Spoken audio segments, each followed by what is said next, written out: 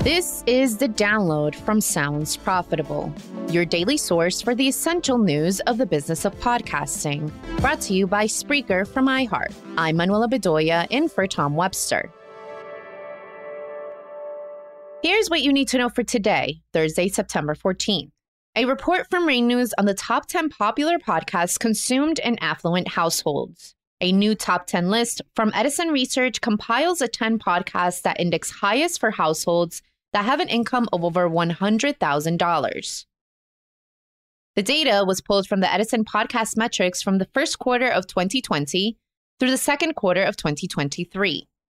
A few incumbents remain on the list, like the New York Times 6-episode 1619 podcast from 2019 in 6th place, as well as regularly uploading series. The top 5 includes Marketplace, Slate's Decoder Ring, Serial's Nice White Parents, Mad Money with Jim Cramer from CNBC, and The Journal from the Wall Street Journal in first place. From Entertainment Weekly, original Buffy the Vampire Slayer stars returning for new Audible series about Spike. Hot on the heels of Wondery's Dr. Seuss podcast, Disney's Frozen podcast continuation, and Nickelodeon's Are You Afraid of the Dark, a new branded audio fiction has been announced. The Buffy the Vampire Slayer IP is getting an audio fiction revival in the form of a Buffyverse story. The Audible exclusive will follow fan favorite character Spike, set 20 years after the finale of the TV series. A significant number of the show's original cast reprise their characters, including James Marsters, Charisma Carpenter, Anthony Head, Danny Strong, and Amber Benson. The show is co-directed by Benson, novelist Christopher Golden, and horror podcast producer Casey Wayland. Most notable is the inclusion of Wayland, most known for creating the zombie apocalypse audio drama franchise We're Alive in 2009. Hiring a director with audio fiction horror pedigree shows Audible is taking branded audio drama seriously. A new article from Adweek, Inclusion as Innovation, How These Marketing Leaders Stay Ahead by Leaving No One Behind. A February survey from diversity advocacy group HUE found 85% of employees said their brands fail to invest in more racially diverse hiring. In addition to not fulfilling many diversity promises made in 2020, this tactic also leaves money on the table. McKinsey & Company found in 2020 that gender-diverse leadership teams were 25% more likely to have above-average profitability than their less diverse counterparts. For more ethically diverse teams, it was a 36% increase.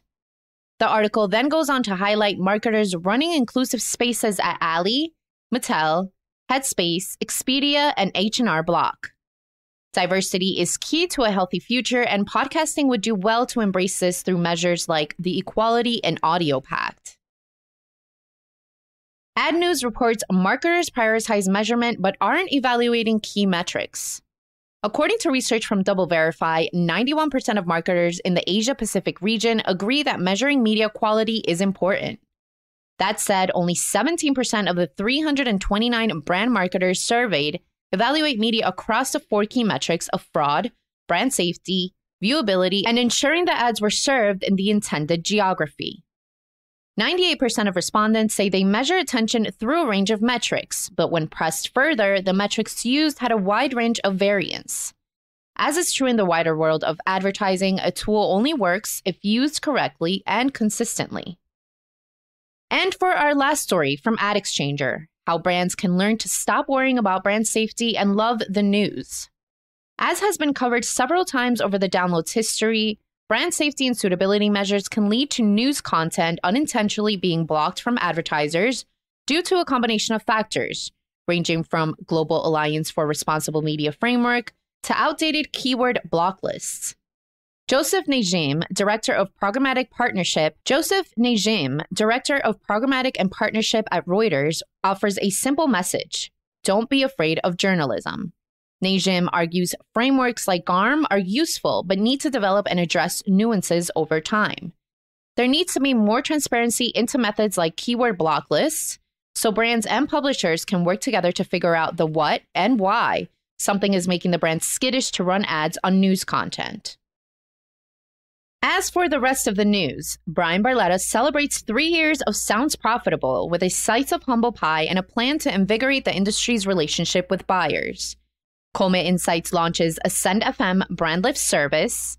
Politics.co.uk writer James Hansen reflects on the growing popularity of political podcasts. Inside Audio Marketing looks at more data from the Nielsen Podcasting Today report. Adweek covers why marketers are paying more attention to attention tracking. And Insider Data shows 5 industries that will increase digital ad spend faster than the national average. Be sure to check out the links to every article mentioned right in your podcast listening app or at soundsprofitable.com, where you can also subscribe to the newsletter version. The download is written and produced by Bryan Barletta, Gavin Gaddis, and Tom Webster, and hosted on Art19. For Sounds Profitable, I'm Manuela Bedoya. Download us again tomorrow.